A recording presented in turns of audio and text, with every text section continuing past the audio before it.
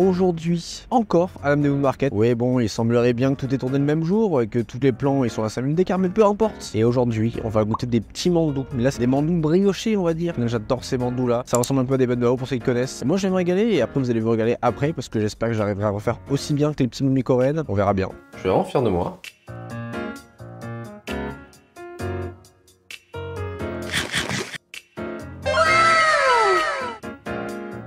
Bon alors ces petits mandous, pour être précis on appelle ça Chinpang mandou. Chinpang ça veut littéralement dire pain à la vapeur. Et oui non mais c'est pas compliqué ici. Le nom du plat, bah c'est le plat. Donc déjà on peut voir qu'il est très moelleux. Hop on va l'ouvrir. Donc déjà à première vue on voit du porc, des nouilles, de l'oignon vert. On voit aussi les graines de sésame entières. Il y a ce bon goût de sésame, donc l'huile de sésame. Et de poivre aussi, c'est très poivré. Et bah ok je crois qu'on a tout, c'est parti.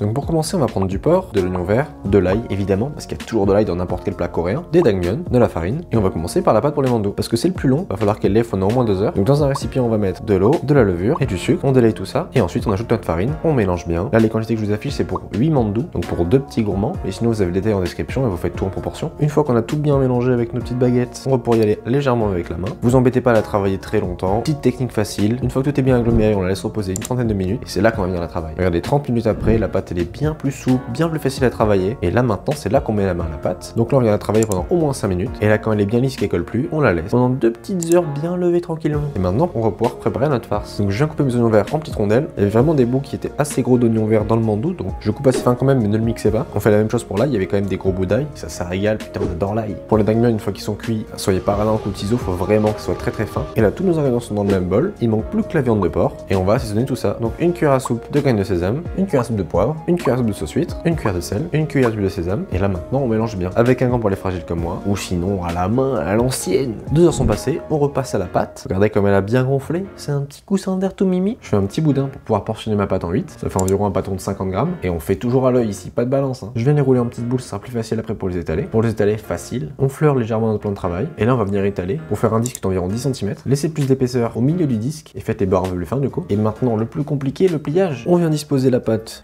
sur notre petite main, vous mettez la partie la plus épaisse, donc le centre, dans le creux que vous faites avec votre pouce et votre index. Ça va être là où on va mettre la farce. On vient déposer une petite cuillère à soupe de notre farce. Moins vous mettez de farce, plus ce sera facile, donc commencez avec un petit peu. Et là maintenant, avec notre pouce et notre index, on va venir rabattre petit à petit chaque extrémité de la pâte vers le centre. Avec le majeur, on va pouvoir caler toute la pâte qu'on ramène, et le pouce et l'index ramènent vers le majeur, et ainsi de suite. Je vous laisse la vidéo, vous inquiétez pas, le coup de main il se prend assez vite, mais forcément, vos premiers ressembleront pas à grand chose, mais on est tous passés par là, c'est pas grave. À la fin, on fait un léger petit twist avec tout le haut de notre pâte, tout sera bien scellé et bien serré, et ensuite il y a du travail. Bon courage, mais à la fin c'est joli. Pour la cuisson, à la vapeur pendant 10-15 minutes, mais attention, petit piège, une fois que la cuisson est terminée, éteignez le feu, et ne les retirez pas de la casserole directement, sinon avec le contact de l'air tout froid, ils vont tous se rabougrir et on veut pas ça. Là ils sont tout moelleux, tout gonflés. C'est ça qu'on veut, on veut les garder comme ça. Et après tout ce temps, tout ce travail, on peut enfin se régaler. Ils sont magnifiques, ils sont tout beaux, ils sont délicieux.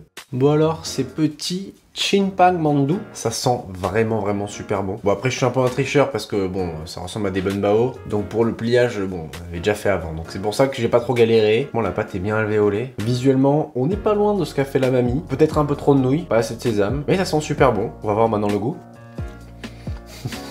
Alors oui, et je suis pas loin, je suis vraiment content. Le petit radis mariné, bien sucré, bien croquant. Il y aura peut-être bientôt la recette sur la chaîne, comme ça on le pose dessus.